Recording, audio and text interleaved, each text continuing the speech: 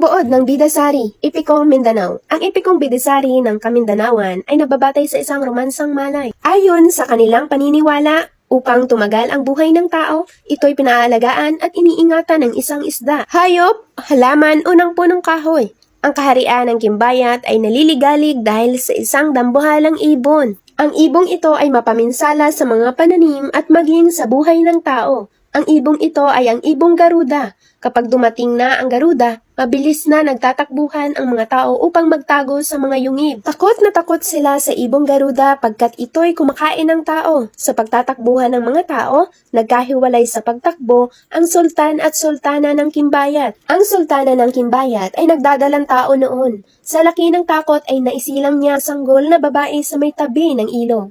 Dahil sa malaking takot at pagkalito, naiwan niya ang sanggol sa bangka sa may ilog. May nakapulot naman ng sanggol. Siya ay si Johara, isang mangangalakal mula sa kabilang kaharian.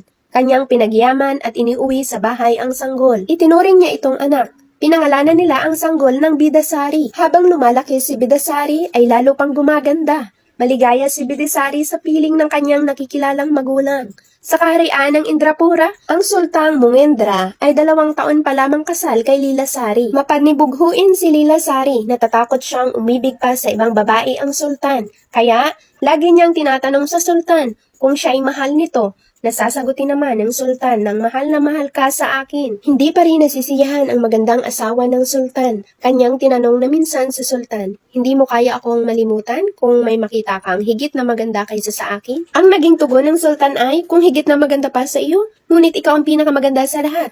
Nag-alala ang sultana na baka may lalo pang maganda sa kanya at ito ay makita ng sultan. Kaya't karakarakang inutusan niya ang matapat niyang mga kabig na saliksikin ang kaharian upang malaman kung may babaeng higit na mas maganda sa sultana. Nakita ng mga tauhan ni Lilasari si Bidasari at siya ay higit na maganda kaysa kay Lilasari.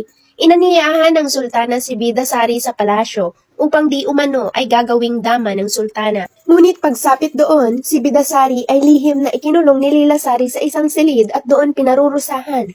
Nang hindi na matiis ni Bidasari ang mga parusa sa kanya, sinabi niyang kunin ang isang ginto sa halamanan ng kanyang ama. Kapag araw, ito'y ipinakukwentas kay Lilasari at sa gabi, ipinabalik sa tubig at hindi maglalaon si Bidasari ay mamamatay. Pumayag si Lilasari. Kinuha niya ang isdang ginto at ipinauwi na niya si Bidasari. Isinuot nga ni Lilasari ang kwentas ng gintong isda sa araw at ibinabalik sa tubig kung gabi. Kaya't si Bidasari ay nakaburol kung araw at muling nabubuhay sa gabi. Nag-alala si Johara na baka tuluyang patayin si Bidasari. Kaya nagpagawa siya ng isang magandang palasyo sa gubat at doon niya ito itinitira ng mag-isa si Bidasari. Isang araw, ang Sultan Mungendra ay nangaso sa gubat. Nakita niya ang isang magandang palasyo. Ito'y nakapinid. Pinilit niyang buksan ang pinto. Pinasok niya ang mga silid. Nakita niya ang isang napakagandang babae na natutulog. Ito ay si Bidasari. Hindi niya magising si Bidasari. Umuwi si Sultan Mungendra na hindi nakausap si Bidasari. Bumalik ang sultan kinabukasan. Naghintay siya hanggang gabi. Kinagabihan, nabuhay si Bidasari. Nakausap niya si Sultan Mungendra. Ipinagtapat ni Bidasari ang mga ginawa ni Lilasari.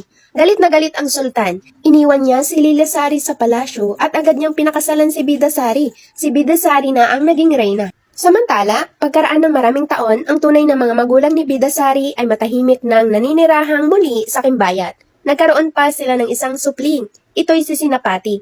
Nang pumunta sa Kimbayat ang anak ng isang Johara, ay nakita niya si Sinapati, anak ng sultan at sultana ng Kimbayat. Si Sinapati ay kamukhang-kamukha ni Bidasari. Kinaibigan nito si Sinapati at ibinalita ang kapatid niyang si Bidasari sa kamukhang-kamukhang si Sinapati. Itananong ni Sinapati sa mga magulang kung wala siyang kapatid na nawawalay sa kanila. Pinasama ng ama si Sinapati sa Indrapura.